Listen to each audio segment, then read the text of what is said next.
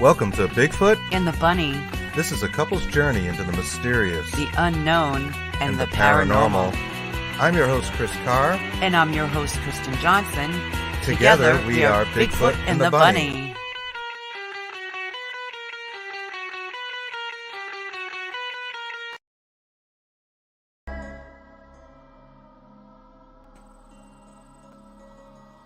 Welcome to Bigfoot and the Bunny. And the Bunny. We have a little prepared introduction for you. I'm going to tell you a little bit about the Anunnaki.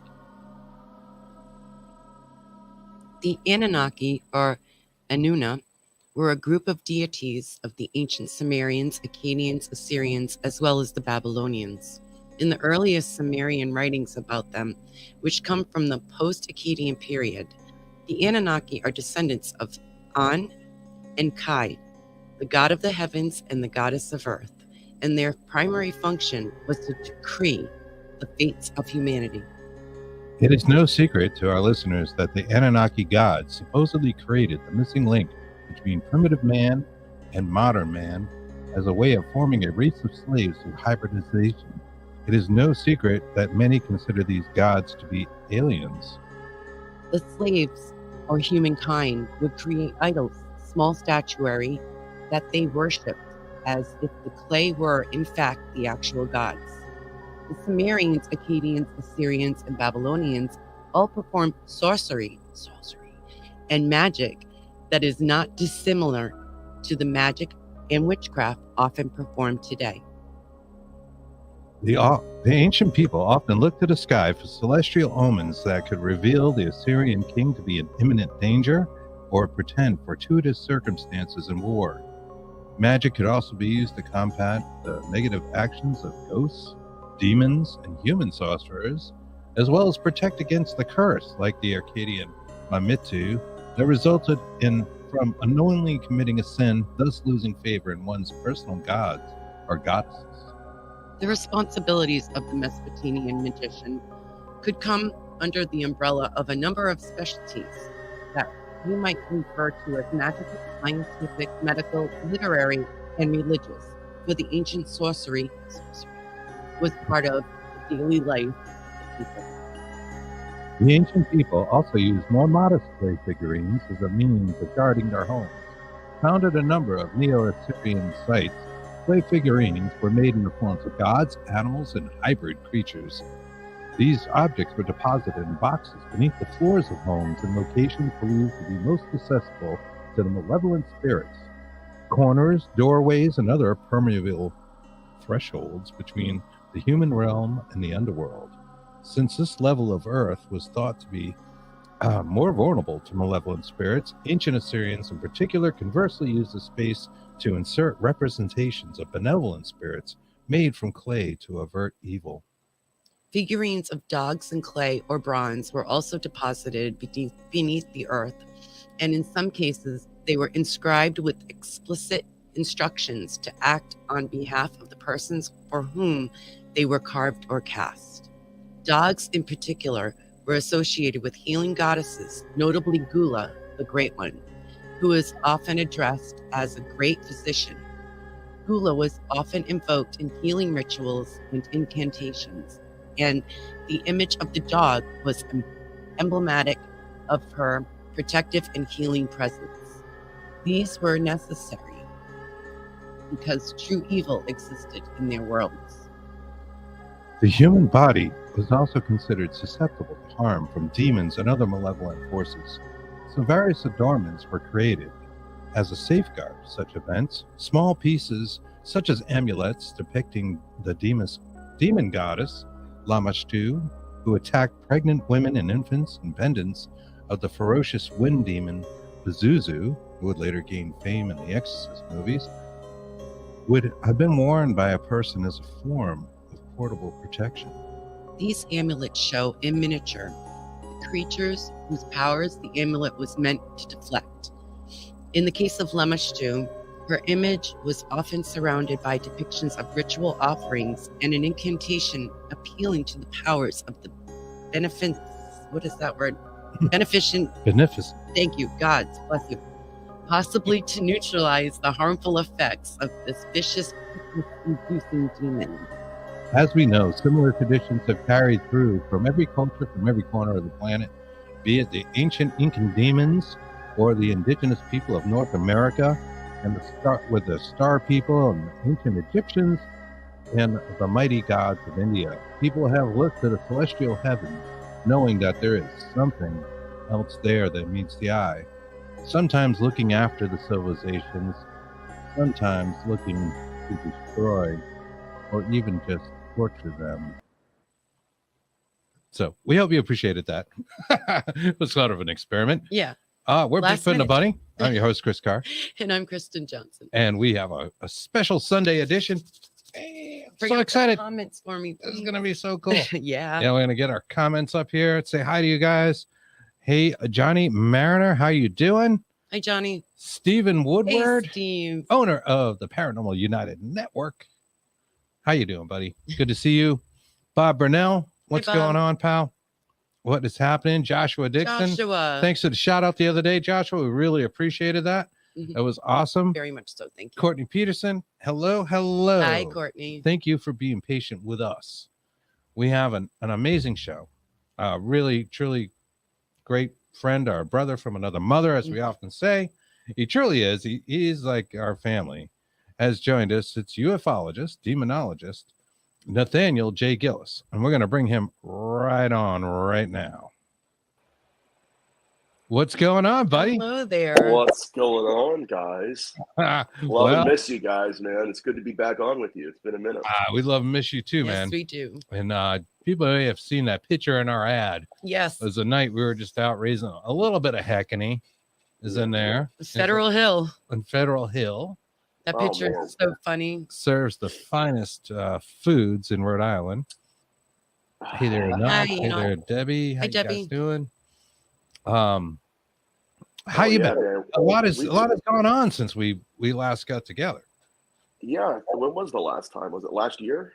No. It was this year. It was earlier. You're right. Yeah, I got you. Was it July? Yeah. A little bit, but I think it was right before you started your new show, and I do want to get a little pluggage out there for the new show that you're doing, because it is awesome.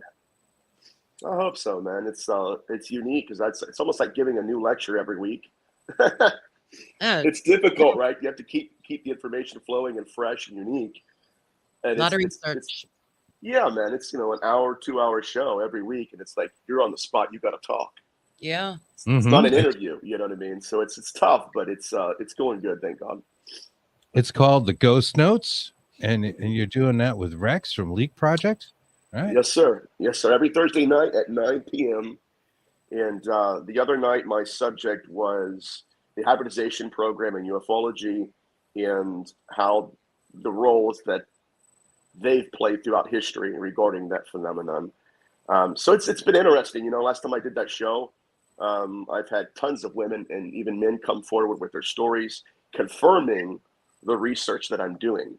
And I think as a researcher, that's the best thing you can ask for, right? When people are saying, hey, listen, I've never told this story to anybody, but, I have an advocate in you. So I'm excited about it. We're up to, I think, 10,000 views in a 24-hour period. Damn, so that's awesome. Yeah, that's man, some serious viewing. Yeah, man. That is awesome. There's Zoe. That is my daughter. Hey, Zoe. Good to see you on. My beautiful daughter, who I believe had some unusual scratchings on her. And we were talking. This was weird because I was putting together the ad for tonight's show. And I thought, my first thought, of course, is the scarification pictures that maybe we can get into a little bit later. I've got those prepared. Was a bit more elaborate than what happened to Zoe, but hey, we don't know. These things happen.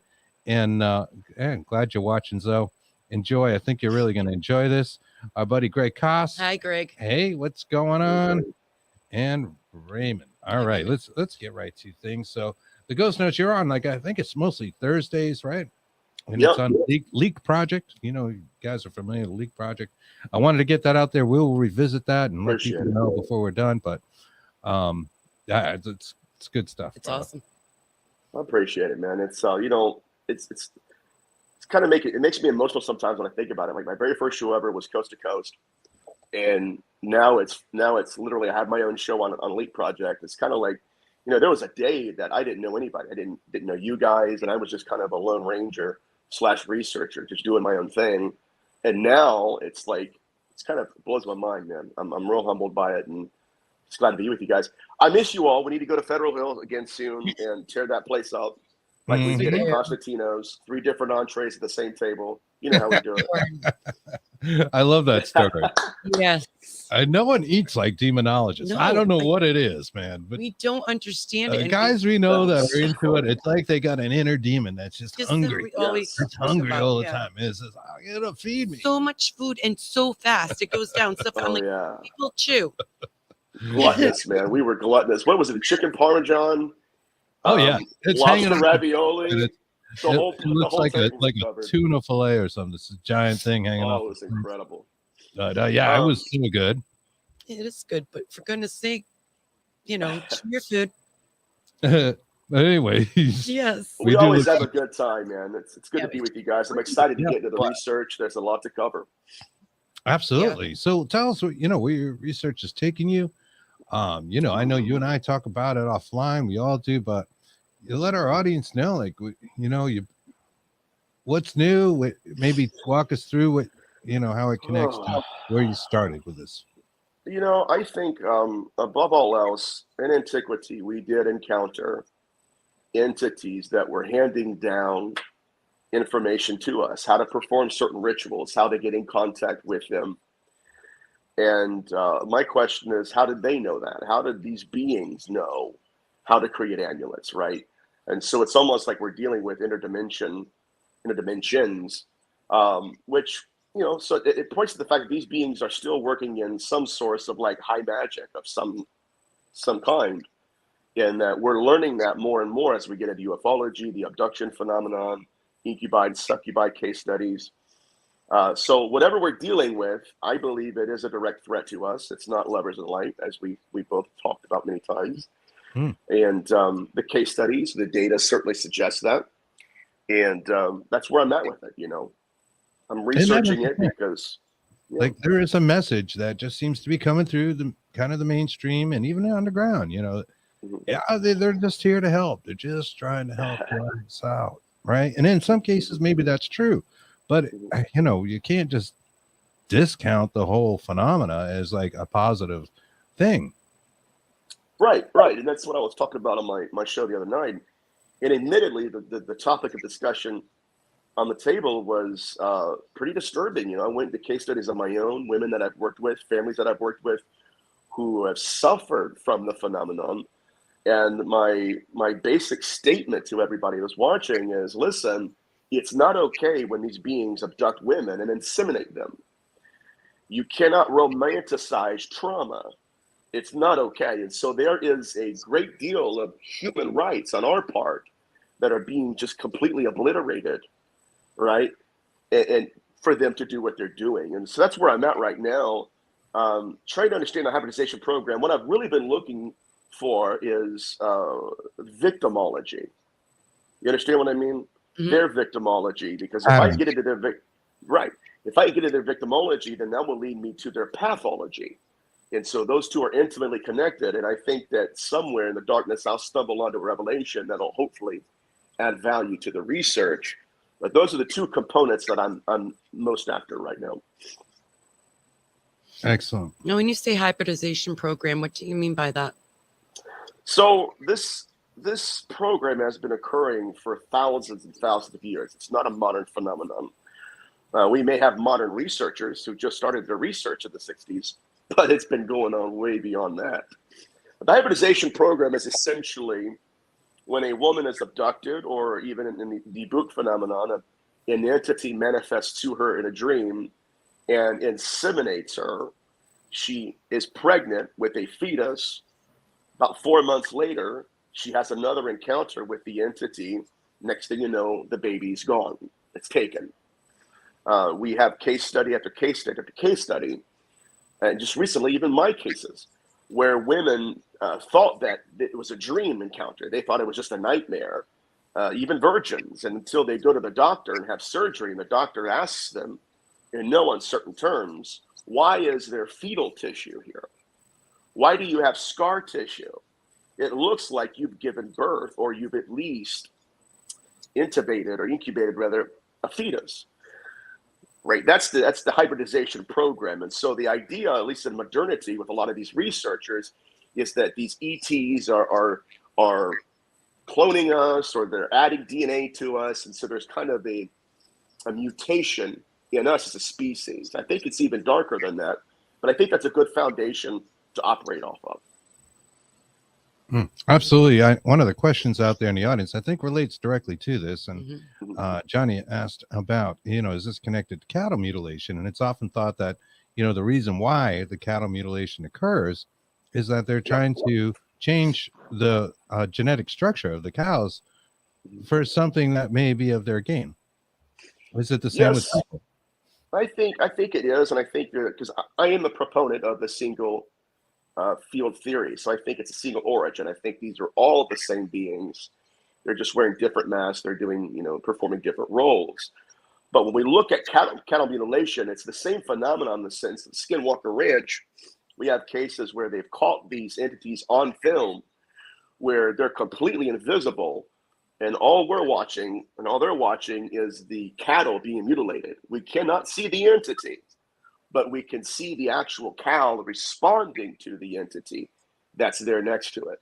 It's the same thing Barry Taff had, a parapsychologist with Doris Bilther, who was being attacked by an incubi spirit. Her sons were witnessing her body. That's right. Responding to an entity that was invisible to the eye. Mm-hmm. And so that's why, again, I believe it's the same origin, same technology, if you wouldn't even say that. But that just goes to show us again that the implication's terrifying. All we're seeing on our side of the mirror is the cow responding to an entity. We don't really yet know what that entity is. And sometimes parts are missing of those cows that unexplainably, with no surgical scars. They'll be missing like one of their stomachs. I think they have something like 20 stomachs. No, they do. They do. They have several. And one will be missing or something like that, and then they'll smash the body as if it was dropped. Yeah, they drop it from a height. We don't know what that is, but there's a lot of damage to the body left over, and no marks. Where these surgeries more or less took place, which is just amazing and fascinating. Like, why bother with the cows? But I think it happens to people too. Now, when you say these women are being seduced, how are they going about that? It's pretty horrifying. And it's a behavioral pattern that stretches all throughout history.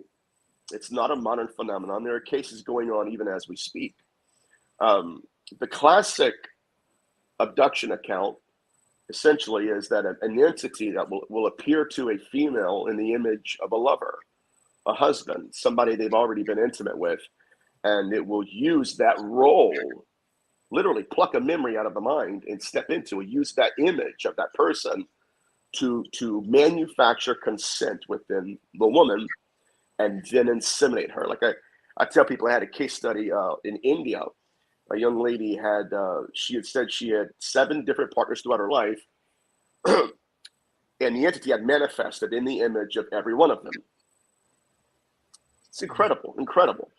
Not only that, but it manifested first in the images of the men that did not wear protection, because it was trying to increase the probability of insemination, which is deeply, deeply disturbing, because what we're realizing is the entity itself is adapting to us, right? It's like a code. It's trying to break our code. What about this image? Will you consent to this? And then finally, the female, either through a dream state or being seduced by an entity, will give in. And the next day, the next month, she'll realize, okay, it wasn't just a dream, and that wasn't actually my husband or my boyfriend. It was a demon or an entity. Then they're pregnant. And so in my research, the biggest interconnectivity that I found is quite alarming, guys. It's called the Red Rite. And so the Red Rite is a ritual of high magic. What would happen was, when a magician was dying, he would go out and create a relationship with a woman. Hello, UFO abduction phenomenon. And then it would inseminate her. Hello, missing fetus syndrome and incubi, right? And then he would create a fetus in her womb. At a certain point, he would remove the fetus through a ritual and then possess it as his own. So now he has a new body to possess. It's called the Red Rite. And so what I think is occurring, even throughout all of history, is that we're witnessing certain aspects of one event occurring. And we're just now starting to realize that these beings are taking fetuses and they are possessing them. It was Betty Luca who was abducted. And she asked one of the entities, where do these grays come from? And the entities told her they come from the fetuses that we are taking out of the womb. So again, you're taking the fetus and you're possessing it. It's your consciousness in that baby. So I think that's, again, touches on the hybridization program. It's far darker than what people would like it to be. It's very dark. A comment out here from Joshua says, my friend swears her baby had a twin. Her son was born, but her daughter was taken out of her uterus. When Holland was born, she had 2 water sacs, showing there were 2 babies, right? And yet there was only 1 baby there. So that's part of a missing fetus syndrome. Absolutely. But you see how covert they are, right? Right. This is just our audience, there it is. And it's happening everywhere. These entities will monitor the fertility of a woman. They'll start haunting them and hunting them as early as 12 when they enter into puberty. When they step into, being a female and woman, next thing you know, they're being abducted. They're being literally, and I hate to say this because it sounds like it's Jeffrey Dahmer, but they're being groomed as a breeder. Right. And so what we have now in the field is that it's a human rights issue. And we have people in the field who are accepting that role and acting as if this is a godly thing and that everything's great. Miracle. And it's an immaculate conception. Right. It's disgusting. It's disgusting. It is. It's like a pedophile almost, victimology. Yes. Right. And we're just like nothing to them. They're basically lab rats. That's it. A couple of the comments out there mentioned like a sex dream, and Joshua said, it happens in the subconscious too when they're sleeping and wake up. And those are referring to things like the hypnagogic and hypnopompic states, right? Hypnagogic where you're falling asleep, hypnopompic where you're waking up. I know Kristen and I have had a variety of experiences in those states that, seem unexplainable and very, very, very real. Nothing to the degree of what we're talking about here, no missing fetuses, but certainly paranormal effects, which goes with Bob's question. Are ETs and a paranormal connected? Yes, so we're going to get into that, but those states do seem to be that sort of gateway portal, not exclusively. I mean, people do have alien abduction, they have encounters with demonic forces when they're wide awake and very conscious, but it seems like a vulnerable time. Yes, absolutely. I just now recently started sharing my own experience with the succubus. I probably shared it with you guys, but now I'm publicly sharing it in these shows that I'm doing. A few years back, I was engaged to a girl, and it was a Friday night / Saturday morning, and we're in bed. We're both knocked out. It was a long week. We're both tired. We're sleeping. REM. You know how it is, man. A long week, just wore out. And in this dream, it's a nightmare. And in this dream, there is a featureless shadow figure. It was a woman, long hair. It looked exactly like my ex if you were to put her in a room and turn the lights off, right? Same frame, everything. Same hair length, same hairstyle. It's crazy.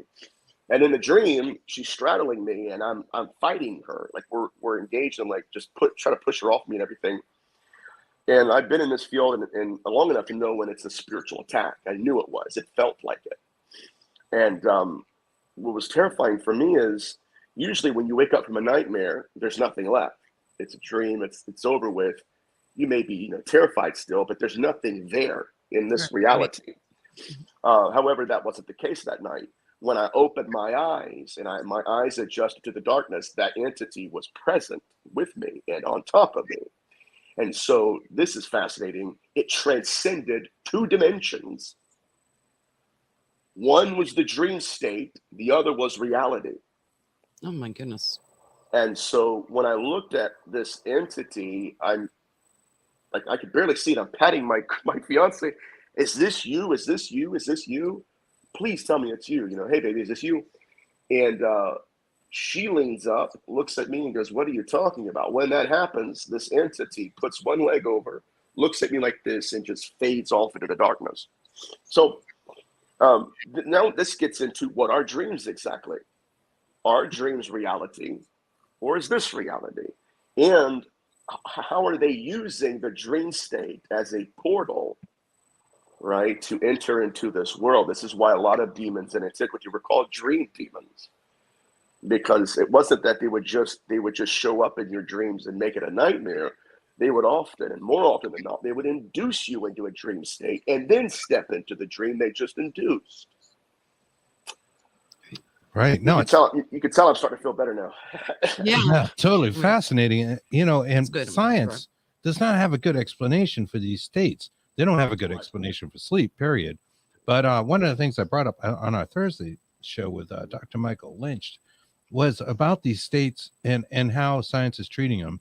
If you Google hypnagogic or hypnopompic states, you'll immediately see the word hallucinations come up as, you know, like a common Google search, and you can just click on it, right, without starting to type hallucinations, which will bring you to things like WebMD, which says things like these hallucinations aren't a symptom of mental illness. Experts don't know exactly what causes them, but they know they aren't a cause for concern. And that just kills me. Well, that's WebMD. That's doctors. Oh, they're nothing we don't know what it is. Nothing to see here, people. Nothing to see here. Don't worry. Yeah. Oh, come on. You know, it's so prevalent in the field too. People just whitewash it or discount it, and they're not realizing that people are suffering. Real life events are occurring, and these hallucinations are independent entities. They're independent of the individual. It's happening to them, right?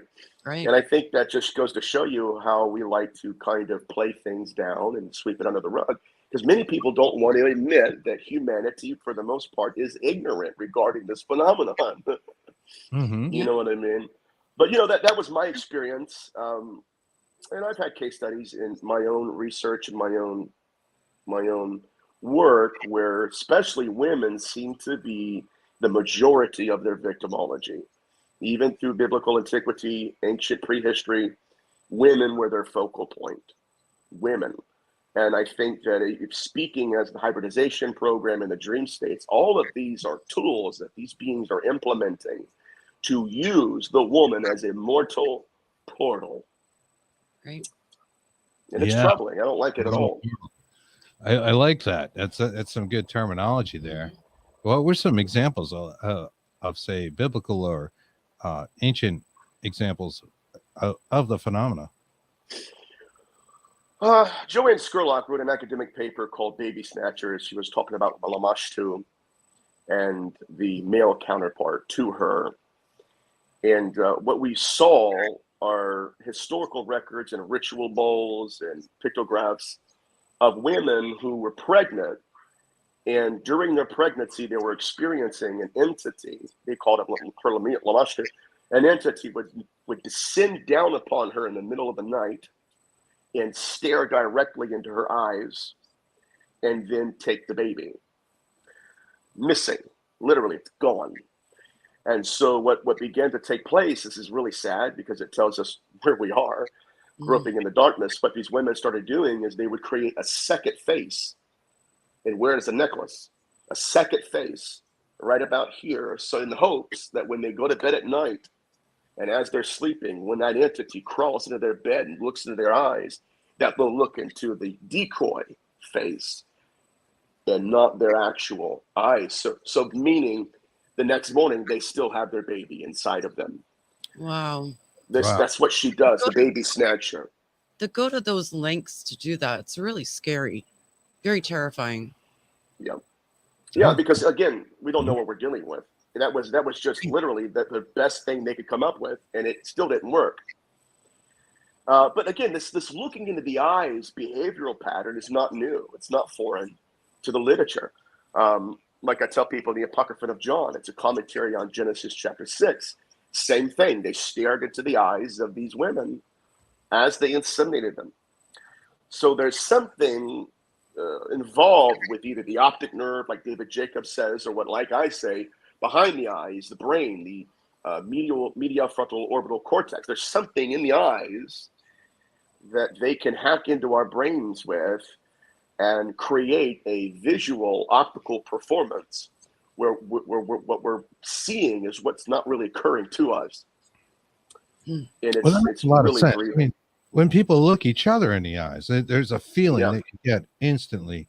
We were talking about moose recently. That's like one of the things when you encounter a moose, which almost looks like a prehistoric animal if you've never seen one. They're very large.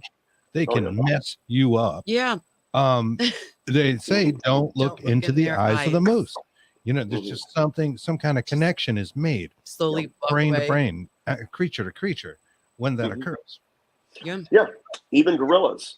If you stare into their eyes, they take it as dominance. You're challenging them to a battle. That's what the moose do too. Right. Yeah. So whatever's going on, and I tell this in almost every show because I can't beat this drum hard enough. They're playing by different rules because they're playing a different game. They have a different currency. They have a different belief system. They have a different value system than we do. And I think that now, as we're stepping into modernity and we're reading more case studies and whatnot, we're starting to see what they value. And it's certainly not what we do. They do not care about things we love. So what's They're their completely different. What's their end game to all of this? I'm curious. Let's look at their capabilities. Betty Luca was told by the entities that her children were going to die. She went to Ray Fowler, told him this in tears, and sure enough, they died. So they have foreknowledge, right? They have resurrection abilities. Her cat died. They buried this black cat. A week later, her neighbor brings the black cat to her, same markings, same collar and everything. It was her cat. I mean, by every definition, I know. It's like Pet Cemetery. Yeah.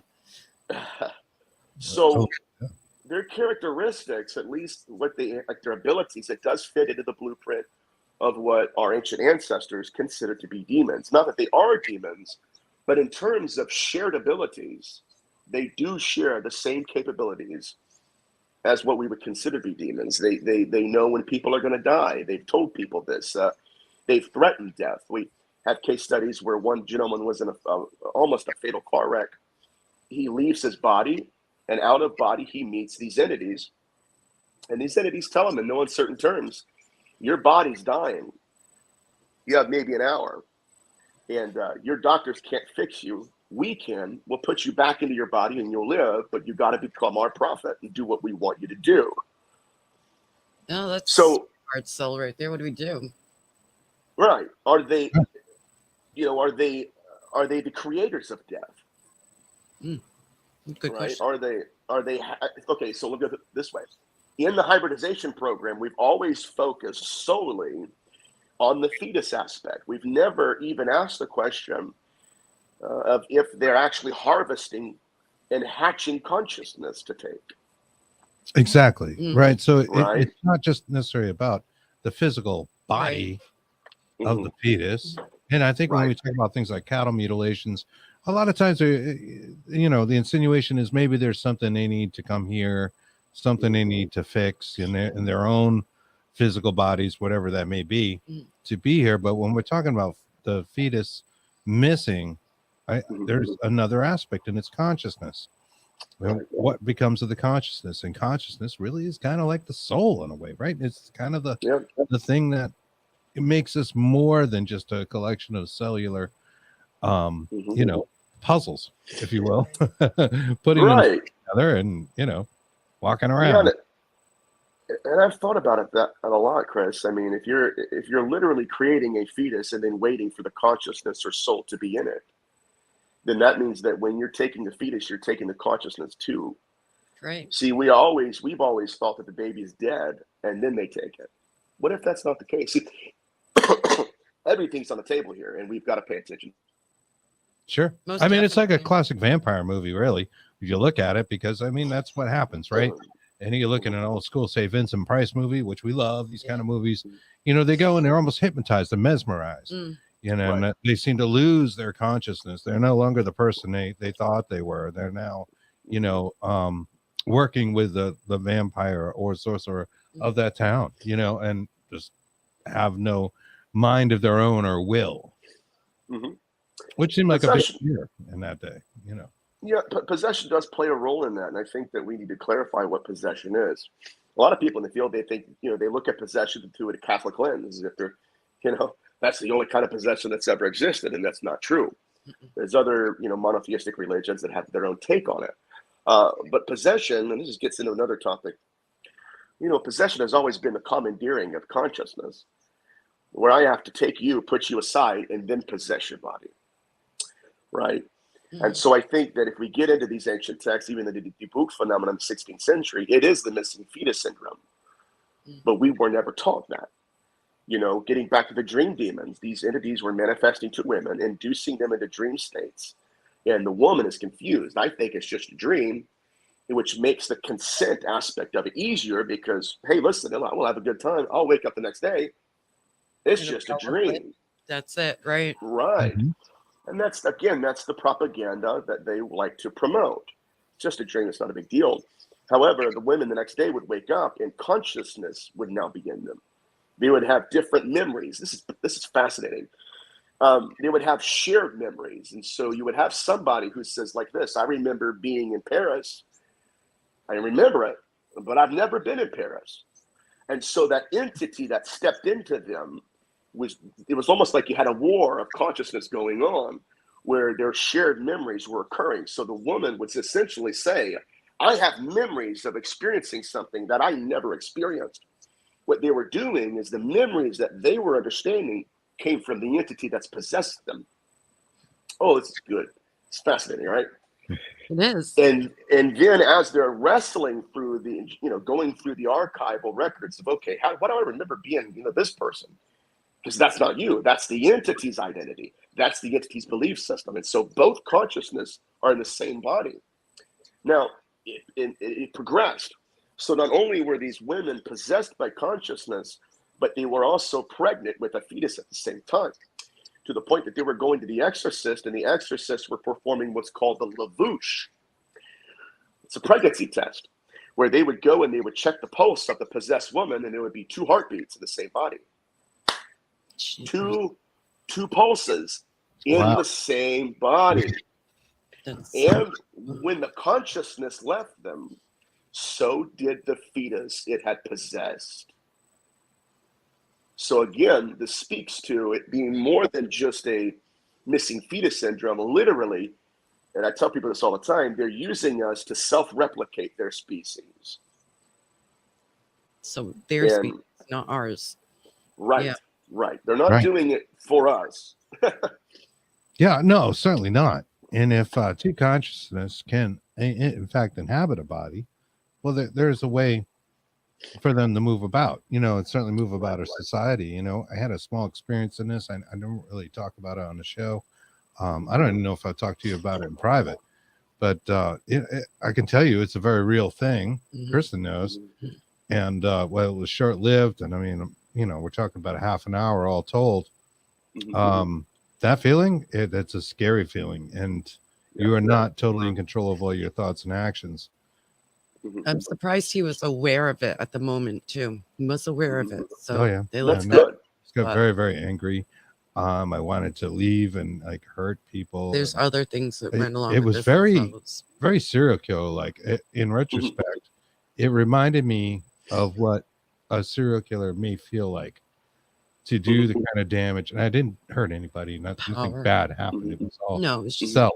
But boy, I'll tell you, emotions. And it had to do with data and obsession. Yes. Right. One of the things, stages of possession over some of the things we were working with at the time. This is a while back. And, I'm a little embarrassed by it, to be honest with you, but I'll tell you, frankly, it happens. It's real. And it changes your own perceptions. Right, right. Yeah, because you have an alien entity dominating your thoughts. And I was thinking about this earlier, and not to get into, ufology or anything, but why is it that we have pilots flying and they're evading a UAP and they say this in their own head? This is fascinating too. I'm going to relocate my aircraft to this location. And then when they get to that location, the UFO's there waiting. Why? I'll tell you why. Because they did not author that thought. That entity, the occupant in the UFO, authored that thought. And so it's lit, right? That's how it knew, I think. That's how I knew. That's how they knew where to rendezvous at. Right? They authored it. That's my hypothesis. So possession plays a dominating role in this phenomenon. It tells us what we're perceiving, how we're perceiving it. It's that part of our brain, like I said, the media frontal orbital cortex, right behind our eyes.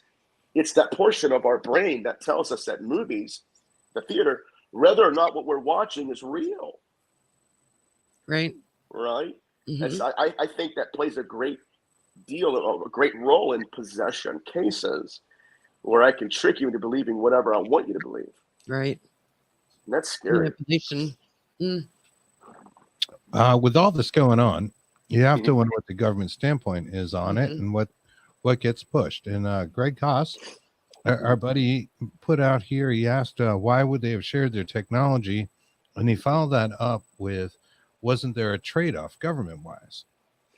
Do you think there is? Because there seems to be so many facets of government. There's a whole history of denial and lies, starting with like things like Project Blue Book and maybe before that, to our modern day thing of like naming ATIP, giving it like 4 different acronym names. It was 7 different acronyms. 7. Thank you. The media could never get it right. Kristen is wonderful for checking out 7 different ones. Right. So you can you file a Freedom of Information Act FOIA request, but you can get the name right, and they just deny it. There was a whole nother name behind the scenes anyways. Right. With respect to a trade-off, I think that even in Mesopotamia, when people would perform sorcery to get information, preternatural information, access to insights that we would have never had because of our human frailty and our condition. It's the same phenomenon. At some point in time, they're going to come knocking on our door, and they're going to want something from us, and that's the trade-off. What is it going to cost us to get insights from that dimension? Even with Jack Parsons, who was one of the creators of our rocket program, he was performing rituals and getting insights and to a scientific method. But in his diary, he told them specifically, in no uncertain terms, when I die, I believe they're going to take my soul. And so while he was getting these incredible revelations, at the same time, it was costing him. And I think that's a great warning to us as a species. Sure, they'll let us look into them, but it's only on their permission and on their terms. But when it comes to them looking into us, we can't stop them. Think about that. They have to give us permission, but they can walk through our walls anytime they want to. So we are at a great disadvantage, even if we get technology from them. And that's where I stand. I mean, what's it going to cost us, right? And I think even now, when we have Travis Taylor out there performing rituals in New Mexico, rituals of esotericism, even at Right Pat down the street from where I live, they were performing the Parsons technique and actually materializing metallic objects and technologies. I don't care about that. What I'm more worried about is what's going to happen when they come knocking on our door. What are they going to want in exchange for the smallest portion, right, of their knowledge? And, yes, it'll be a trade-off, but what are they going to be after when it comes our turn to give them something? I don't know. I don't know. All right. I said, do you think that's their end game? Like I had asked before. I mean, if we don't know what we're dealing with, then we don't know what the heck's going to happen. Like you said, you're waiting for them. We are to knock on their door. Absolutely not. We don't want that. Do you think that we were, let's see how to put this, like zoo theory, we were made for them to basically feed off maybe the consciousness? Well, this gets back to the human attributes of their existence, because they know us genetically, biologically, intimately, psychologically. They know our memories. They know our thoughts. Right. Right? Who would have that much access to us as a species if they did not create us? Or if they were not first human? That's Think good. about that. Yeah. Right? And so, I mean, the psychology it's the psychological warfare is seemingly human, and the way they can dominate us, the way they want to. The farm theory is very interesting, and Dr. Carla Turner was a great proponent of that. But it does bleed into this question I get asked often. Well, why don't they just destroy us all if they're a threat? Well, duh. That's like telling a cattleman, why don't you kill all your cattle? Because that's not what he's after. He's after replication. And his victimology will go and kill certain cattle, but he's got to keep the species alive and replicating for him to get access to what he's after. Yeah, sort of a human GMO, right? Absolutely, absolutely. So, whatever we're dealing with here, if we look at the implications, it's startling. What did they know? The more accurate question should be, what did they not know? Because they're dominating us in every fathomable way. I mean, there's a researcher out there who was during an exorcism, he was encountering this being that had possessed a woman, and he said in his mind, this is baloney. And as soon as he did, that entity looked at him right in the eyes, and in perfect melee said, I was there when your father killed himself. I was the one that made him pull the trigger. Who would have that access to that? Now, Right? in the movies, we have to like know their name. They say their name. They could be. Is that like religious thing? I mean, how? It is. But again, we cannot. Much of that is Catholic. And they get that from the New Testament when Yeshua or Jesus asked them, "What is your name?"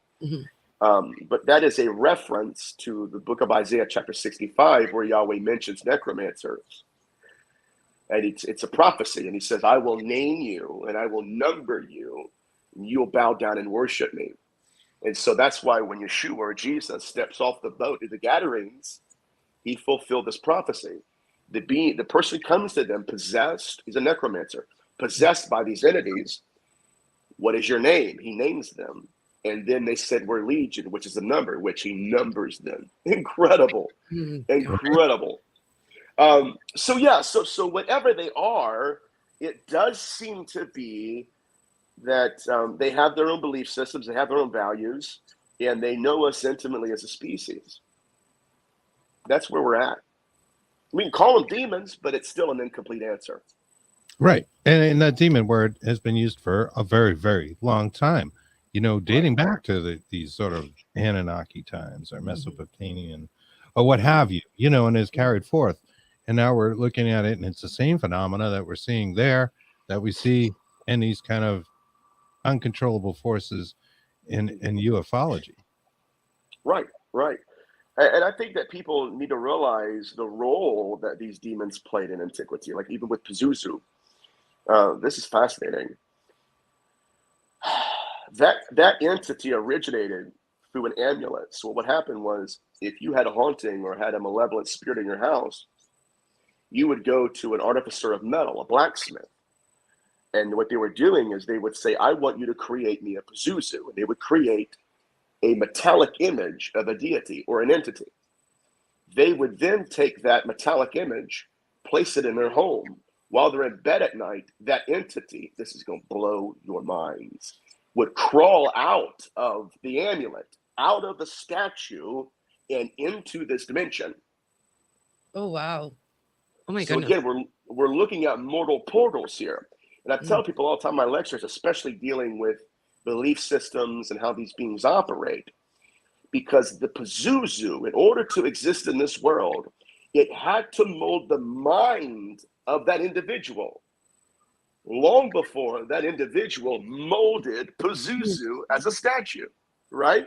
Right. So here's the image in my mind that I think he looks like, and so I'm going to create it. And then in the midnight hour, that entity stretches out looks around, and now it's in this world. Woo. Oh So boy. the mortal portal exists, and we need to pay close attention to that. So I think that's fascinating. It existed. It was almost like it used that statue as a womb in which to be born into this world. Wow. All right. So- That makes you wonder about the nature of inspiration in general, right? I've often thought that inspiration comes, we have, from things that, outside of us, that Yes. something. Right. Your It's muse. not necessarily for nefarious means. Like when we're talking about, say, a serial killer and the pathology there and what it might do and collect and those sort of things, but also in just creating a great work of art. The muse, if you will. It seems to come from somewhere else. Exactly right. And this is why Yahweh in the Bible told them, don't you get in contact with these entities, right? Don't contact them. Don't conjure them. Don't even go to them for information. Because these, again, they're not just tricksters. They have a serial killer pathology, in the sense that when you're sitting across from a serial killer, he has a different morality than you, a different belief system.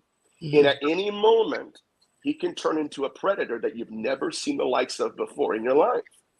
Right. This is why Yahweh was dealing with people who wanted to transcend the microcosm of mortality, get insight into the next dimension.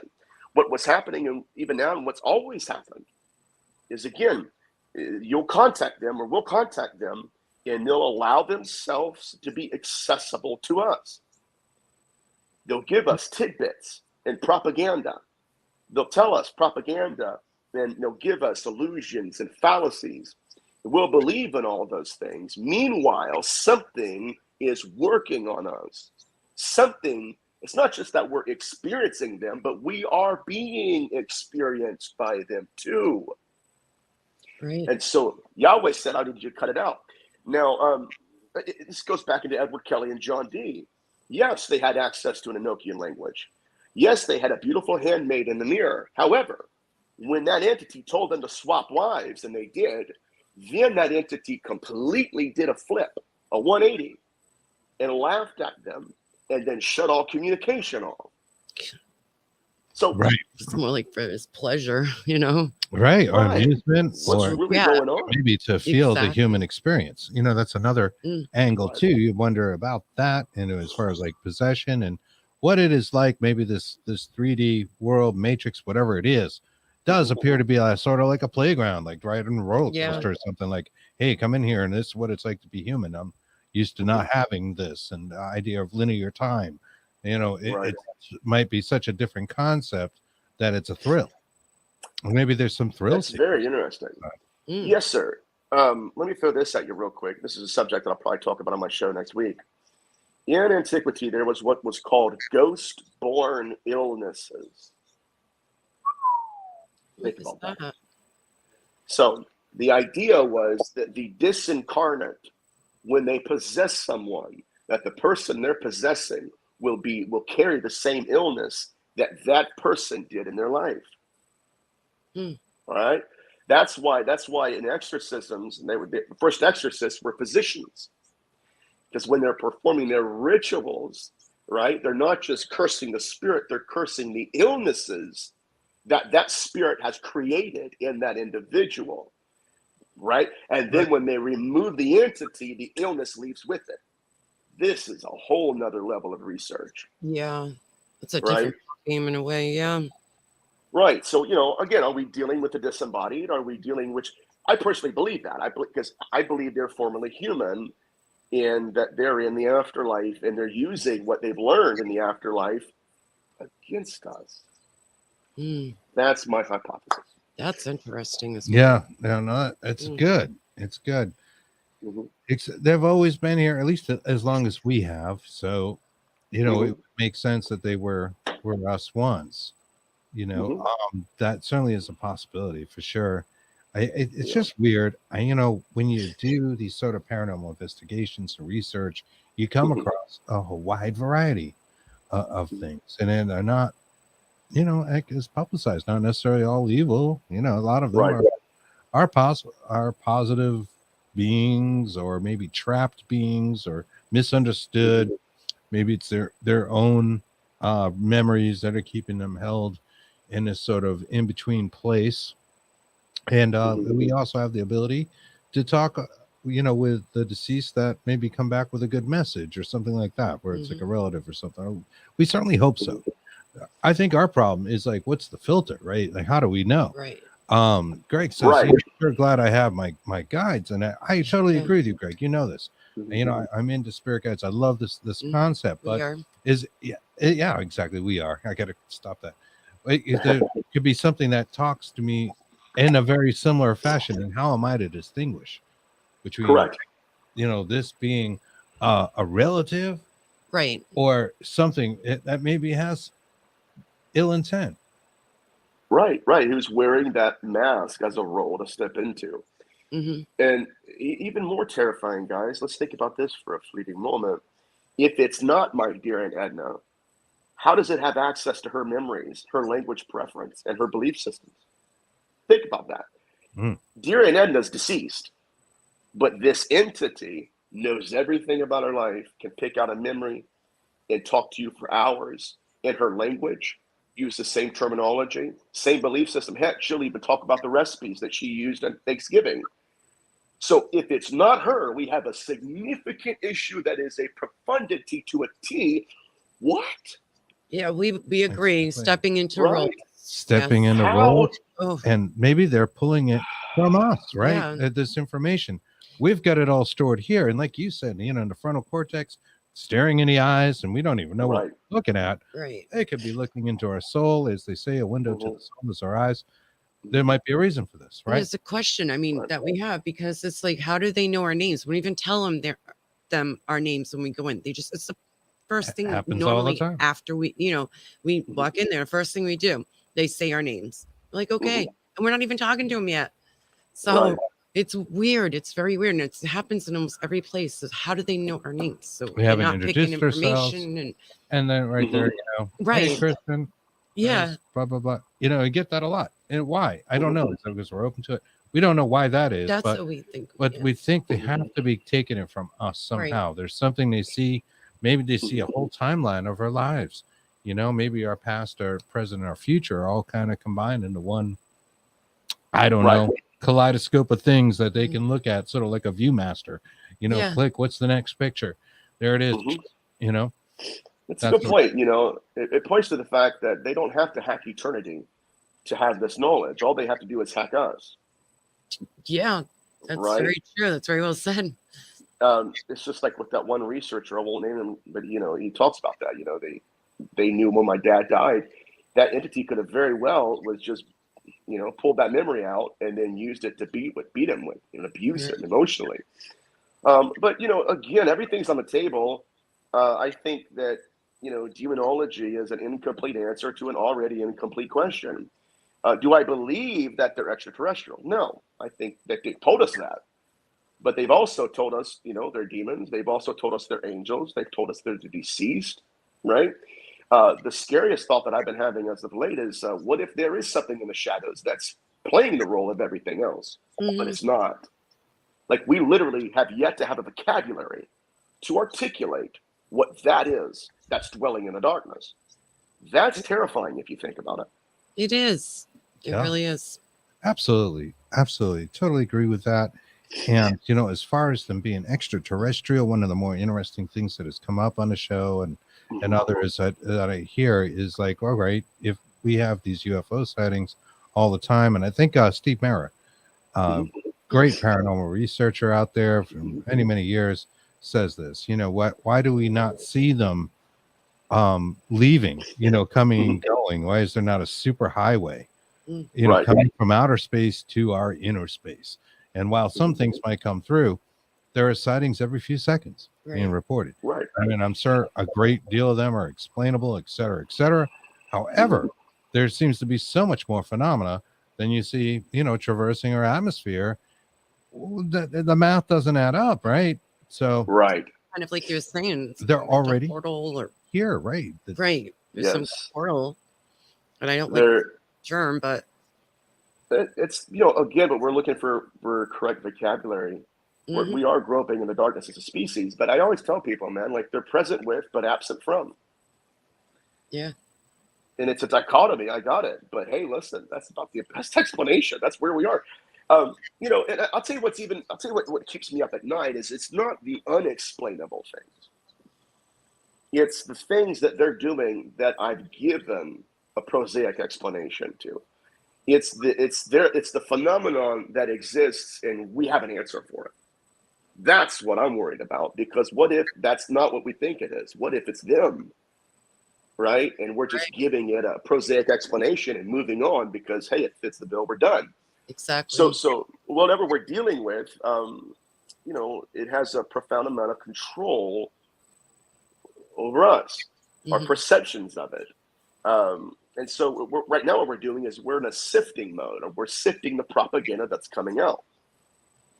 Right? Right. What if they told us that we believed that was a complete lie?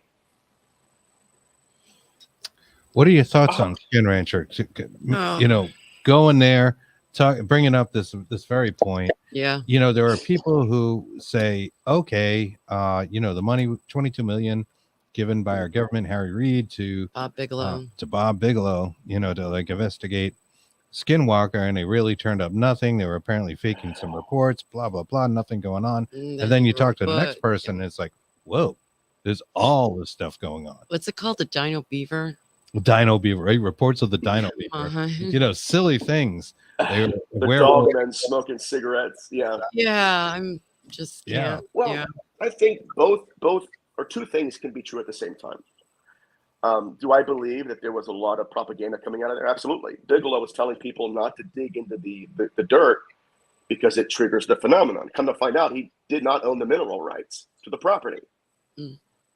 So you're not going to dig. It's not allowed to, right? Does it make sense? Yes, it does. So there was a lot of it that, you know, he was kind of skirting the issue, but that doesn't negate that the phenomenon exists there. I think we have too many personal testimonies. We have, like, Barry Fitzgerald was there in 2019. He encountered some phenomenon there. So, you know, our best, some of the shoddiest researchers have been there, but then again, some of our best researchers, like Fitzgerald and others, have went there and they have monitored and recorded the phenomenon. So that's my point on it. But I would love to visit it. You know, I'd love to go there and hang out for a couple nights, as long as I don't get haunted or anything. Yeah.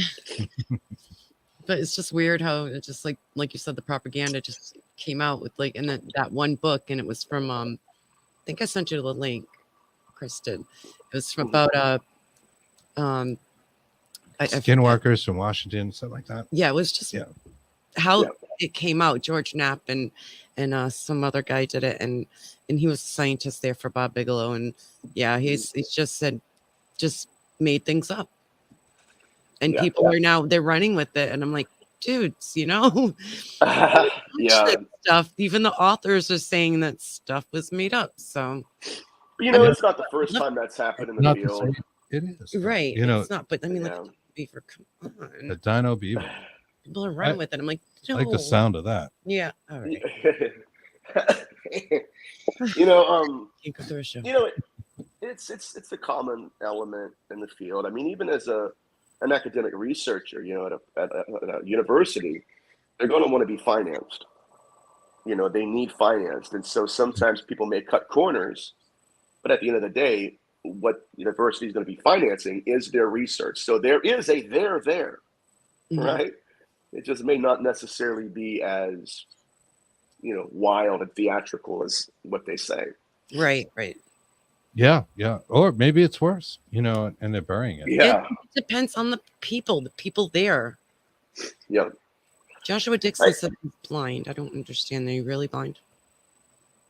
Well, he also mentioned that we all exude an aura and they can immediately pick up on it. And there may be some truth to that. A lot of people read auras, that sort of thing. They can see the energies around us. And maybe that is kind of the pathway that an entity or something other than non-human, mortal human, mortal portal can read this sort of information from us, take it from us.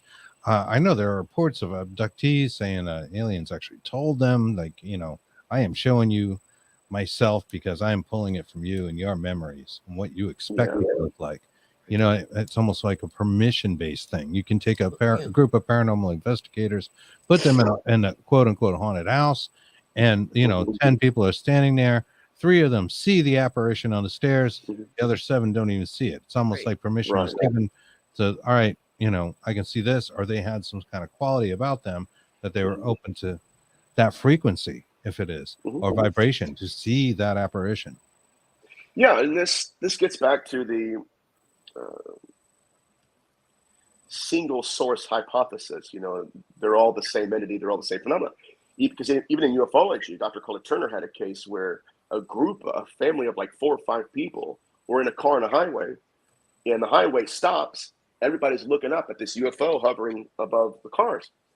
Well, she's talking to the family. Only 3 of the 5 saw the actual ship. And only 2 of the 3 agreed on what it looked like. Yeah. What is going on? So that's where we're at. We don't know what we don't know. And there are 3 levels of knowledge. There's the known, the unknown, and the unknowable. Mm-hmm. And so what I'm tempted to say tonight is that, yes, they'll allow us to know certain things, but perhaps there are things that will forever remain unknowable to us because they're keeping it under lock and key. I agree. Right? I agree, definitely. It's a terrifying thought. Mm-hmm. Other people, they have their own opinions, but I agree with what you're saying there. But you? I agree. Absolutely. From knowing what we know now, Where do you think the research is going? Like what's next level from what we're doing today? I don't think we can walk around with just these blinky toys and figure it all out, because there's an EMF spike. And we experiment with those things, and I like to. Well, there are experiments. What's next? What kind of explorations can you do in consciousess? The thing that we have such a hard time defining. Oh, well, I think that some of the best researchers are in academia. They just don't know it, right? So your best demonologists are in academia, because they're studying the phenomenon in ancient history and whatnot. So what we need, though, specifically speaking, we need doctors to come forward with the data. We need more John Macks that are willing to risk their reputations in the field to come forward and say, hey, listen, there's something to this. We need gynecologists to come forward and say, listen, we're noticing fetal tissue in virgins. What's going on here, right? We need them to come forward and say, listen, we have evidence. We just want to share it with the community. We don't have that. We don't have researchers who are gynecologists, who are noticing this. They're separate. So we need to at least, especially in the field, we need to professionalize, if that's a word, I don't think it is. We need to make ourselves more professional and more appetizing to them, right? And instead of, just going out there and saying everybody's a demonologist, everybody's a ghost hunter, they're not going to respect that because not everybody's an academic. And so what has to happen is we have to present it in such a way that it'll be attractive to them so that we can have an intellectual discussion that's honest. Does it make sense? Oh, it makes total sense. Yeah. You talk about like pregnancy without sex. Of course, Mary comes to mind, but there's actually a longer history of this. Right? And a lot of it revolves around the same dates on the 25th of December. And this sort of thing of, this God-like intervention comes in, and then suddenly, someone is pregnant, give birth to a Messiah, a prophet. Well, why? Why the prophet? Why the, the non-sex thing happening? Why was this a virgin? And we have in succubi literature, it's crazy. We have even in the abduction phenomenon, it's the same stuff. It's just different terms. Where a man is abducted, and they give him a child, and they say, "Hey, listen, this is yours," and the man's a virgin. Or, you ready for this? His sexual orientation's different. He's never been with a woman. Think about that, guys. Holy smokes! Yeah. And so they're realizing, hey, there's a problem here. This is why in antiquity, your Hebrew mythologists came out against the Lil spirit, Lilith, who would take the seed from a man and then go inseminate a woman with it. So it's cross-cultural, it's religious, it's been occurring. And I think that what we've done now is we've placed different terminologies on it. It's no longer demonic, now it's alien. Right. It's no longer larva like it was in the medieval period. Now it's a hybrid. Right. Different terminology for it. It's all the Same thing. Right. Absolutely. Yeah. Yep. Yeah. Yep. You know, people like to pigeonhole things. So it's almost like a characteristic of being human. We need to pigeonhole and put things in their little respective boxes for it to make sense to our, our feeble human brains. Right. But some of these things aren't, so easily categorized. Right. They limit the phenomenon, and a lot of that has to do with dogma, because if we can clarify it, classify it, put it in a box, then it makes us more comfortable with it. But they're outside of the box. They've obliterated the box. They're a completely different world now. Yeah, most definitely. I agree. Bob Burnell said, all of a sudden, the Matrix does not seem so far-fetched. Yeah. It doesn't. I don't know. Aspects of reality. Yeah. We don't even really know what it is, reality. It's right. It's what we most remember. Day to day. Yeah. We don't know that our, dream state isn't the reality, and that our waking state is the dream. How do we really know? It's just the thing we, in this consciousness, this shade of who we are, it is the thing we most remember. But for all intents and purposes, in a dream state, if you're not aware and having a vivid dream or a lucid dream, I guess I should say, where you know that you're having a dream, you wake up in it and manipulate it. It's the same thing. You're in the room with monster, whatever it is, or you're at work. A lot of times I have these really boring dreams, and getting ready. It's like some part of me knows I've got to get up and work, and I'll start dreaming about work. Oh, that sucks. I hate that, man. Like doing it twice. What? You just had an 8-hour shift in a dream. Now you got to clock in when you wake up. I had a really wild dream that really kind of tests that theory of, is that reality or not? This happened years ago. The first dream, I remember walking out of a house in a neighborhood and then walking on the sidewalk, and I walk up to a youth group that were standing outside of the house, and they were looking up at a second-story window, and I guess they were a church youth group, because they acknowledged me, and I'm looking at them as this man is baptizing somebody. Like, they had like a tub or something. They're baptizing somebody through the upstairs window, and we're all watching it. I introduced myself. How you guys doing? What's about? Oh, we're from this such church and everything. I said, okay. Anyways, I walk back into the house. I wake up. Years later, I go to sleep, and I've had thousands of dreams since then, All of a sudden, this dream occurred again. I walk out of the same house, same neighborhood, and I walk over, and there's that same youth group outside, but there's no baptism now. They're just hanging outside, playing volleyball and stuff. And I walk up to them, and they've aged. Oh, my goodness. They have aged. Wow. And one of them greeted me by name and said, "We haven't seen you in a little bit, man. How you been?" Wow. That's like, I know we'd see you again. Yeah. Yeah. Yeah. Yeah. So, that's freaky, dude. That's freaky. It is. Because they aged according to the time that I last saw them. They didn't age 10 years. They aged 3, because it was been only 3 years since I had the dream. So what's really going on here? But I think it's worthy of pursuing. Who are we when we're out of body? Who are we when we're dreaming? We have ancient texts that describe the soul leaving the body at nighttime, right? And I think that's a whole nother show, but maybe that does play a role into it, where we step out of body, but into that dimension, where that dimension is shared by other beings and other humans. I don't know. And perhaps we exist in more than one plane. Kristen and I both had dreams where we woke up where we had the distinct feeling that it wasn't a dream we were in, but like another timeline. It was almost like that word timeline was ringing in my head. And mine too. Right toward the end of the dream, I saw the layout of my house, and I knew that, it was here. It was the same thing, but it was not here. It was not in this state or wherever. It was not on this piece of property, but the layout was the same. I know all these things, I'm like, I have this exact same life, well, within walls similar to these, maybe colored differently or whatever, but somewhere else. And, you know, so maybe I visit it sometimes. Maybe it's like a twin brother out there having, you know, some sort of, you know, life that I'm not aware of, but we're connected in some way. I can see it. I get a chance to peer in once and again. Yeah. Step into that dimension, then step back into ours. But, you know, what if it, like I said before, what if the dream state is a bridge between worlds, or, I mean, not even worlds, right? Because when we say worlds, we're thinking, okay, that's a planet. This is a planet. Dimensions.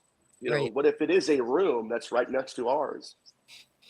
Yeah. In existence. I'm sorry, yeah. No, I was going to say that's perfect. We don't know, but I believe that. I don't know about Chris, but I think that's what it is. No, I think it's very possible. It could be right open here a window or something. in the same space that we live in now, but just vibrating at a different frequency. Exactly. Existing, but we just don't see it. Our limited scope of what perception is, which is extremely limited, right? No, just doesn't recognize it. To go with Joshua Dixon's comment about that, we have, I think it's 37. We only use 30% of, I'll be right, 37% of our eyes, our optical, you know. What happens if we use 38 or 40? What are we going to see on that? In the frequency, the vibration. Sure. Can you imagine that? Is it going to be them? Since they see us? I don't know. Right. What if the world only exists in our brain? Right. And maybe it does. Brilliant point. It goes back to the creator of the mirror. Right. Yeah, this is fascinating. See, what we see in a mirror is not us. There was a man that created a real mirror that he switched it. And so now, instead of it being flipped when we look at the mirror, you actually see yourself for what other people see you as. It's correct. It's a correct manifestation of who you are. Because when you look at mirrors, you're switched. Yeah. So that's not really you. It's flipped. And so we've lived our entire lives thinking that's what I look like, and it's not at all. Right? But I'll tell you what's really interesting. When I was growing up, there used to be a guy that would come to my old church. Really, really, really powerful guy. He was very, very sick, and I think it was Calcutta, and deathly ill. And he was praying for help. And he said that in the middle of the night, he said it was like a window opened up in his hotel room, and his best friend walked through it. And his best friend prayed for him and gave him some word of what they call word of knowledge, encouragement. And he said out of the window, he said it was like another world. I saw things walking by and flying by and occurring. And he said when that, whatever it was, angel, being, guide, whatever was done, it just walked through the window and closed it, and it was gone. So right, we know for sure that something exists in that next dimension. And the data suggests that these beings exist there too, or at least they exist one of their dimensions. Their knowledge of that dimension is incredible. Their foreknowledge is incredible. Their ability to understand the soul and pull the soul out. Yeah. I guess I'm going to use God helmet. Yeah. Lou Alzado. It's just a God helmet. Okay, Lou. All right, buddy. Yeah. They're putting helmets on every abductee. Okay. But, you know, that's where we are. But it is a threat to us. I mean, anytime, like it's somebody who doesn't know mathematics. Like what if we were ignorant of mathematics and then there's an Einstein out there that's using it against us? Imagine that. Wow. Yeah. Yeah. That's where we're at. I don't think the message is always good. No. You know, it's not to say there can't be a good message, but I find it awfully curious that the good, we're here to help humanity message is so pushed by seemingly everybody in the field, you know, almost everybody. Right. You know, what do you think about projects like, say, Avi Loeb and the Galileo project going on at Harvard? I think the scientific method has to be pursued. I'm not one of these guys that are, you know, solely demonological and, you know, I'm not just anthropological in my research. I believe the scientific method does have something to offer. However, I think that the table has to be set, and we have to have both components there. We have to have the research in demonology, research in hauntology, ufology, and we need Avi Loeb's work in pursuing the unknown and, through the scientific method. So we have to have everybody there having an intimate intellectual conversation where everybody respects everyone. But the field is so exclusive. We have ufologists that laugh at demonology. Yeah, it's silly. Everybody because they're gods. work together. It's silly. It's ignorant. It's ignorant. We have to stop the pigeonholing, right? And Right. creating the scientific method is just so difficult.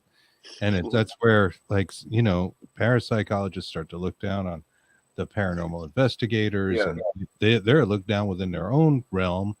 It's incredible. They're not really pulling off the scientific mythology, but they're trying. Is it so hard to do? This came up the other night. We were talking about it.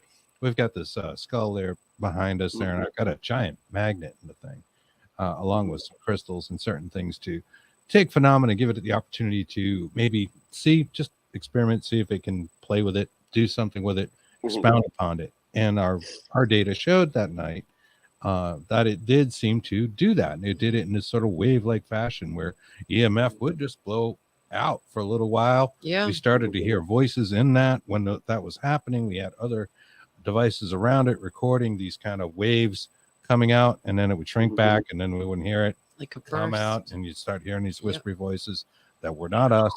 But how do I recreate that in a scientific method, right? So I got to go there at the exact moon phase, or that kind of thing, and the same people in the room, same time of day, same day of the year. Right. It's impossible to really replicate it. We'll use it, we'll see if the effects seem to be similar, that kind of thing. Can't really replicate that at that moment in time. We can't replicate that moment. No, those few minutes. Very, very strange, very difficult to do that. When you get in outside of physical science and Newtonian laws. You're right, and what it's done is it's bred an unbridled arrogance in the parapsychological field. I think I've told you my story about reaching out to a parapsychologist. I won't mention his name, but he was a hero of mine. I love him, dude. His work was incredible. Yeah. I got out one sentence. I'm a demonologist. Love your work. I said, look, I know you don't know me, but I'm a demonologist. I really love your work. You're right. I don't know you. And that went from your lifelong, mentor to. I thought, what a joke. Really, what a joke. What a joke. It was awful. You're right. I don't know you. And if you know my work, you should know I don't believe in demons. Oh, I'm sorry. We can't. It was so stupid and arrogant. Like, I'm thinking, dude, what? Right. Salty. Who are you, bro? And what's so funny is even the scientific community looks at them and think that the way they look at demonologists. It's like, we're all in the same boat here. But the disrespect is real. And I think that, again, is part of that is caused by people who just slap the term. They don't even study demonology. Right. They just go out there and, hey, man, I go out there and quote a couple scriptures and I'm out. Yeah. No dedication to the study of the field. They don't care. They just want accolades and, all that. So I think that, at least he was honest, but there's a saying, never meet your heroes. Yeah, right. All right, kind of like the Foo Fighters song there goes my hero. Yeah. It's a little bit of disappointment that happens, I think, in the lyrics of that song. Bob Burnell asks, do you think our government is using television shows such as Skinwalker Ranch to ease society into the fact that aliens exist?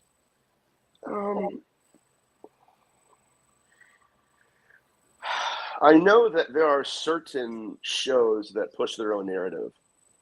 When I was growing up, my dad was flying in scholars from Israel and all across the country who have been on Ancient Aliens, who have been on the History Channel. And what was occurring was that they would tell us, I just did this appearance and I watched the actual show, and that's not what I said. They chopped up my sentence, using their name, image, likeness to propagate a theory that individual did not believe at all. So there is a narrative being shaped by television shows. That was happening to Graham Hancock. during that. And Yeah. that's why he comes out all the time and says, I am not a believer in ancient aliens in that field, you know, Yeah. because they were doing that to him. Absolutely. So do I believe they're framing a narrative? Absolutely. I think that's 100% the case. But okay, yes. Case in point, to Bob Burnell, absolutely. To answer your question, yes. And here's the proof. Why do we not have incubi cases in these ghost hunter shows? Very true. I mean, the phenomenon's occurring. I know it is. Why is it? Right?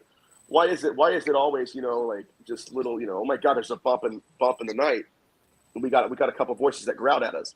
It never gets as real as the data is. It never talks about people who are getting impregnated.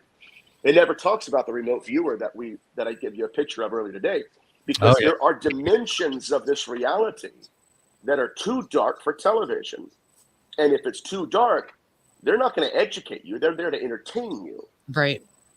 And what I'm realizing, I told this to my show the other night, was it's even worse is that a lot of experiencers in the field are getting their education from actors. And then when real practitioners or researchers step into their home, what did you do before I got here? Well, I saw this one thing on a television show, and that's what I decided to do. Well, did you know that guy doesn't even believe in the phenomenon? No, I didn't. All right. So it's doing a great disservice in the field because, number one, it's educating and indoctrinating the masses. Right. But what we're witnessing is not a correct rendition or representation of what's really occurring in the field. They're just giving us blips and pieces of what they feel. Right. That's right. What's is necessary. marketable. Right. Like Joshua Dixon just said. You know, that kind of thing. And again, Popular. fitting into those pigeonholes of what's to be expected. Because if you go too far out of those pigeonholes, people don't get it. Anything to make You know, money, I mean, right. maybe you could market that, but it might be hard to do that in Incubi show every week, right? Well, it'd be tough. It's never that. Like, again, it's never about education. It's about entertainment. And it's about, I mean, aside from like, because I respect a lot of people. I mean, I love Sam Baltrusis. I think he's incredible. He's not one of these guys, right? And I don't think, you know, there's people that I know that we both have been on television. They're great people. I do not consider them in that category, right? They're amazing. I believe what they're doing is educational 100%. But that there does exist a group of people who, you know, they'll sign contracts and they'll say, okay, we're going to govern our content according to the appetites of pop culture. And people think that's educational. Like, oh my God, that's really occurring. You know, I mean, how does one guy get possessed by the same old woman every case? Right? It doesn't even make any sense. No. So, you know, we have to be honest with the data and we have to look at it for what it is. If you want to get into what's really occurring, get into literature. I mean, trust me, a lot of what I do is not entertaining. It'll keep you up at night. It's not, and it has. I mean, It has. I know you've come out around to escape some of this research from time to time because it's to clear your head. Yeah, it's stuff. And you know, I understand. Yeah, it's like the Ukraine war, right? We've got the flag up there in the corner of the screen. You can see that. Put a little Bigfoot and a bunny on there, but it's Ukraine flag. We've had it up there since that war began. But how much are people taking in about that war? And is it a different perspective if you're sitting in America, you're sitting in Illinois or Tennessee or wherever you might be, as opposed to being on the front lines? I mean, it's a totally different thing. Like it's become passe. We're all looking, you know, what happened to Mar-a-Lago and blah, blah, blah, and all these other things. You know, whatever the news story is of the day, we can't hold the thought long enough to even see it through. You know, there's atrocities going on every day. But, you know, it's fairly for public consumption. They got to move on from it. Now, Greg Koss had a question he asked a little earlier, and I forgot to put it up. He asked again. He basically is asking you what you do for your own personal protection. If you're on a haunted location or just in general, what do you do to protect yourself? So let me say this. I grew up in a haunted house. That was my first confrontation with the phenomenon. It was the most benevolent entity I've encountered in my whole career. So I think that I've developed some sort of an immunity towards it. So what do I do to protect myself? Sometimes I pray. Sometimes I literally have to disconnect. I found even with you guys, Kristen, and he just mentioned this, if I'm getting too deep into the research and the research is getting too deep into me, I'll cancel shows. I'll buy a ticket to Rhode Island, and I'll gorge on food, fellowship, and with people I love. Disconnect from it, it'll disconnect from you. That's how I operate. You know, I kind of bleed back into who I was as a child, and you know, music. I love movies. That's what I do. I don't really do amulets. You know, I'm not one guy that goes in there with a big, large cross. Some dudes, it's not for me. Doesn't mean I don't believe in that. It's just I have different modes of dealing with the heaviness that accompanies my research. You know, there are nights when I can't sleep. It's not because I'm being haunted. It's just, you know, it's thought process, the heaviness, the loneliness, the intimacy of knowledge that I'm sharing with the phenomenon just by researching it. Right. Yeah, it brings you closer. I remember we talked to a haunted genealogist. Her name is Natalie Zett, and it was a wonderful interview. And she became haunted by her family's history through the research of it. You know, and as she visited sites and that sort of stuff, but it was like her thought process, you know, in putting it all together and seeing who these people were. And some of them had died tragic deaths and this sort of thing. There were some events. Right. It brought it home, you know, like it opened a tunnel to them, and she started to experience real phenomena in her day-to-day life. I know we know from our own experience, and we encountered a certain entity and researched it extensively, and that's where that possession thing came in that I mentioned earlier. Kristen had her own set of issues. Like we were, you know, haunted AF, as they like to say these days. My daughter's still watching. She'll use that acronym because it was on our minds all the time, and there was something to it. It gives it power by thinking about it. Yes. And our real solution, we tried all these arcane things to get rid of and banish it. None of it worked except to stop thinking about it and give it a goddamn put it out of our heads, out of sight, out of mind. Yes. Detach. That's it. It's the real thing. That is it. Dude, I had a not too long ago, I went through an existential crisis. You know, I had two different people that did not know each other. They watched two different shows I had done. And within 2 or 3 days of each other, I got an email from each of them. And both of them told me, the people that are abducting me have told me specifically that they'll be waiting for you when you die. I lost it. I went to my dad. I'm like, what is this? You know, how do they know this? They don't know each other, presumably. You know, it disturbed me again, because when there's a certain moment when you're so deep into researching them that they notice you. They notice you, and they'll at some point they're going to go after you. They don't want you to discover them and their ways. So I think that to answer the other question, I do think that there is some form of divine protection over me, because I've worked with angels and I've had angelic manifestations. So, you know, I don't really know. I don't really have attachments, you know, because that happens after. Most of the time it happens after you do an investigation or cleansing. I have apparitional manifestations prior to it. It's different, you know. So with me, it fights me mentally. It's not so much phenomenon. It's literally like sometimes it'll affect me mentally, and I'll have to shut everything off, right? And I'll fly out to you guys, and we'll hang out for 3 or 4 days to get everything clear, and then I'll come back home and do more research. So there's a turning off and a turning on that occurs. Yeah, so we would feel like Chris said, we definitely need to detach. I mean, that's our thing you gotta to do. Just let it go sometimes. You have to, because let it go. You'll end up haunting yourself, and sometimes it's not a good thing. No, right. No, there's definitely some negative things out there. Yeah. And the other side. It's terrible. It was one other thing I wanted to cover with you, and I know it's getting late, and I know you've been feeling great. Really appreciate you coming on. Yeah, thank you so much. Taking the time to do this. You know, we love you, man. I love you too. I hope I didn't ramble too much, man. No, not excellent. at all. Not at all. Right, There's one thing I wanted to just kind of hit, and that was scarification. Yeah. I got this here. It's a little slide here, and this is some pictures that you had sent me. I don't know. It's okay to show. We're obviously not going to Go for it. Go for or anything, but that's a whole nother show. pretty interesting. But we just touch on it, and we'll pick it up another time. But this is pretty incredible. And for those of you listening to this as a podcast, there are clear marks on an individual's chest here. You've got the Star of David just outlined twice. There's a cross. There's other sigil-like markings on his chest. He's just covered in marks. This always gives me chills, man. Yeah. It's spooky. Well, this is why we have to understand our guides. Are they really our guides? Are they really our ancestors? Are they really aliens? Are they really demons? Or are they just playing by different rules here? This particular individual, his son, actually reached out to me. His son had watched a lecture I had given about scarifications in demonology.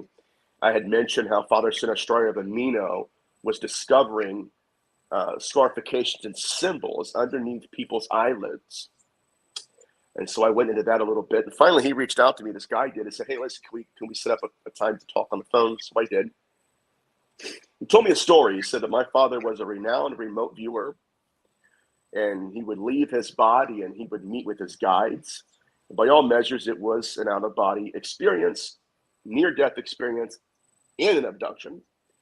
He said because his father was out of body, but he would enter into a metallic room, and his guides would flank him on the right and the left. They would give him prophecies. And I have other notes of his prophecies that have come true and everything. And then when he would get back into his body, his father would go and call up a local celebrity or the local politician and say, hey, listen, these are the prophecies, and this is what these beings want you to do, and they'll back you and whatnot. He told me one story. He said there were times when my dad would go into a session. He would come back into his body, and then he would walk downstairs, turn all the lights off, and he would tell me, stop playing video games. There's an entity with me in the room right now, and he wants to communicate with you directly. And so these guides had presented themselves as authority figures and as divine. Now, this particular night that these scarifications occurred, his father had went through an out-of-body experience, the same process he had done so many times before. He had met with his guides, and through that interaction, he realized that these guides are not as benevolent as he would like to believe they are. They had flanked him, but then they started looking at him closely, and suddenly he said they changed their appearance. They no longer look like what they used to look like. And he said at that point, his father was slammed back into his body. And this is from the perspective of the son. He said, man, I was downstairs with my father's running down the stairs, screaming. He's inconsolable. He's white. He's crying. He's shaking. And he ends up having a massive heart attack. Oh, my gosh. And he said, when we got into the hospital, we're taking his shirt off, putting his robe on. And he says, as we're doing that, from underneath his skin, subdermal, from underneath, these religious symbols begin to manifest from underneath the skin to the surface of it. God. Now, this is why demonology has to catch up. These religious amulets are exclusive. That is a Jewish Star of David, but that's a cross. You will not have a rabbi employing the cross against these entities. Those are mutually exclusive amulets that belong to two different religions. Yes, they do. But that's not what they're doing to us, is it? Mm-mm. No, because they're used. God, I got chills. Yeah, talk about right. They're playing by different rules. Now, they originated subdermally. They were underneath the skin to the surface. We've seen the same phenomenon in hauntology. I had a case where a lady emailed me a picture of her daughter, her arm, because just like this individual, he felt a burning sensation, and then he looked through his skin and saw it moving to the surface. Just like this case study, this little girl was in a haunted house, was being attacked by an entity. The entity scratched her, She felt a burning sensation, and then both her and her mother witnessed underneath the skin, scratches moved themselves to the surface. So we're dealing with something that we're not real sure of. Right. And then you said that it was underneath his eyelids. How the heck do you mark somebody underneath their eyelids? Or yourself, you think they have a psychological condition. Well, it's a pretty intense one, because I can do that to myself. No. Sinistrai found that. He was doing autopsies of incubi victims, and they were peeling back the eyelids, and the entity had marked them. This gets back into the serial killer pathology. Right? Definitely. Because that entity is either marking the bodies for themselves or for someone else, where I'm claiming you as my own. Yeah. So what are we dealing with here? Again, there's a connection between the soul and the skin. When he got back into his body, his skin manifested certain conditions, symbols, and whatnot. So even with Betty Luca, her scoop marks originated only after her soul was back into her body. Then she manifested the skin condition. Oh my goodness. Ooh. Right. Good at all. Ooh. So what this means is this gets back into UFO abduction phenomena. Because I have cases even like beyond UFOs and stuff where people thought they were in their body for the entire abduction until they become physical again. And then they realize, oh my God, all of that was out of body. That's so crazy. We're playing with entities that are not playing by our rules. And if anything tells us that, it's that case study right there. They're not exclusive in their theology. They're using amulets against us like they're a mathematical equation. Yeah, almost, with like humor or something like, these mean nothing to me. Here they all are. Right. Right. And you're the ignorant species. Right. There's the farm theory. It's unbelievable. By the way, the only reference to some of that symbology I found in terms of high magic was Abramelin the Mage.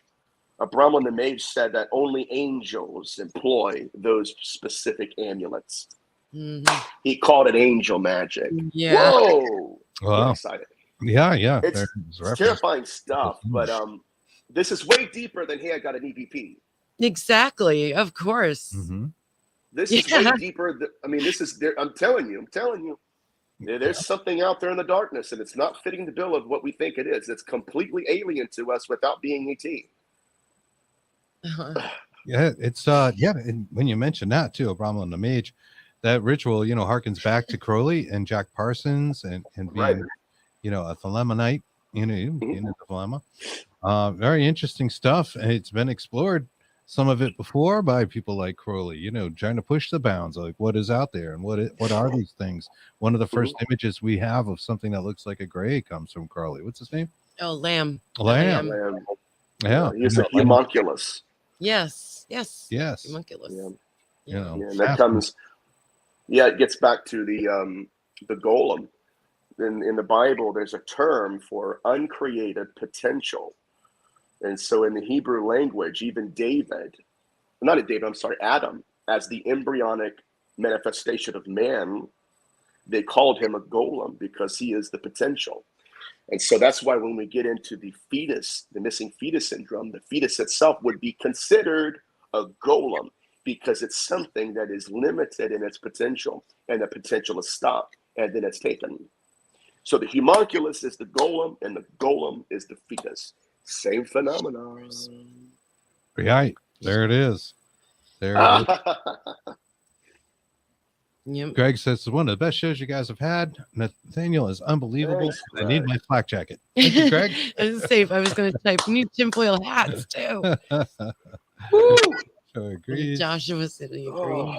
No, this has been wonderful. He says Joshua Dixon said we really don't have a choice. We are almost sitting ducks for all this phenomenon. Well, that's true. It's really true. And it's kind of terrifying, a little bit. But having a platform like this share this information, at least hopefully make some people more aware of what might be going on, around them, with them. You could be their neighbor. There's things going on in this world that that aren't so easily explainable, or definitely not talked about, and certainly not on all the ghost shows. So, Right. Right. It's occurring, but I think that a lot of these ghost shows are complicit in the propaganda these entities are pushing out. Right? That's right. They're complicit with it. And so I'm to the point now where, I've never been on a show, but if it's going to be on a show, I want it to be with somebody that's honorable, like Sam Baltrusis or Anito, my buddy Anito, James. I don't want to be on it, with somebody who is just out there to push a narrative. And, no, because I know the data, because I'm a grassroots researcher. I work in houses, so the phenomenon is real, but it's scarier than we ever thought it was.